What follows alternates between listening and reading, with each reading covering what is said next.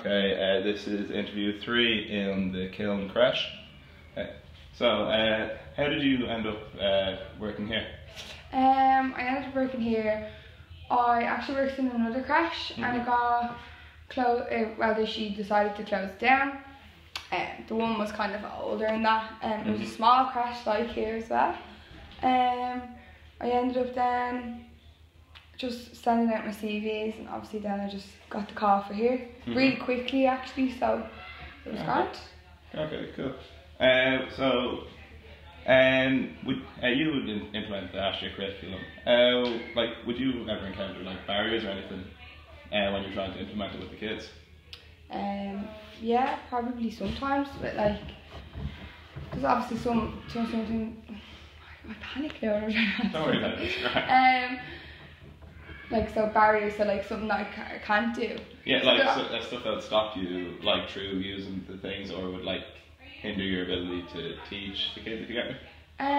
Yeah, so sometimes like there'd be activities that you wouldn't maybe be able to do because you don't have like the supplies, or sometimes we can't leave the crash to go like explore or anything, so maybe kind of things like that.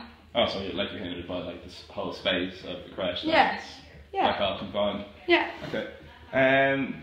Like, and you were talking about like the materials. Like, would you be able to say more about that by any chance? Oh,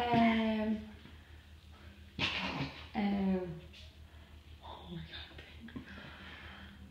Oh, it's really bad at these interviews. Oh, don't worry about it. It's grand. So, like barriers, like, would you find that, like in relation to time, would you like to have more time for planning, or that you have enough time actually with the kids? Yeah. So sometimes, obviously, because you can't obviously plan loads because you have to be looking after the kids as well. So you only have a little time about that, and then and like sometimes you'd like it to be longer, but they don't want it to be longer.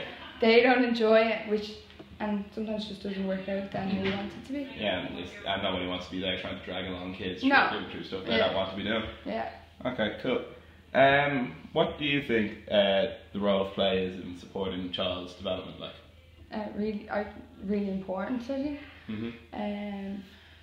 I think that it can give them confidence. Like doing a lot of like role play, fantasy play. I think it's good for like their minds. The role play. It's like they kind of do. It's like what they do every day. They play all day. Do you know, that kind of way? Yeah. So. Okay. You're saying about their mind. How it helps that? Would you be able to say more about that? So like. Like, do you have any thing you can think of, like times you've seen it help? Yeah, there probably is. So like when they're I can't think. I'm so bad at this. Don't worry about it. It's grand. What about like their emotional development? How do you think play helps in that? Yeah, so if they're playing with each other, then obviously like it makes them friends. If they're playing on their own, it can make them like know that they can play on their own. They're happy enough to play on their own kind of way. Like learns them sharing. They obviously have to like learn how to like be with other children. Do you know what I mean? So if there's any fighting or anything going on, they kind of have to learn how to deal with that. Yeah. Cool. So so just teaching like just how dealing with other people, just in general. Yeah. All right. Cool. What do you see your role as like a teacher or educator is in the learning process for the kids? In like a crash. Yeah. It would just be to like guide them basically for like give them basic skills for life. I think that's mainly what we do in here. I know we're not like proper teachers or we don't work in a scale, but I think in here we teach them a lot. Like we learn them from washing their own face to washing their own hands to things that they have for the rest of their life. Yeah. Okay, like when they'd be like in the rooms like this and they're playing and doing stuff, like at what point do you think you should get involved? Like what situations?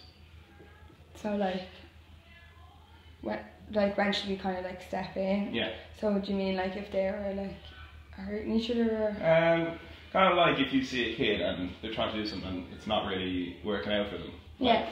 So we kind of like will maybe show them an alternative way of doing it, and if they kind of maybe let them try it then.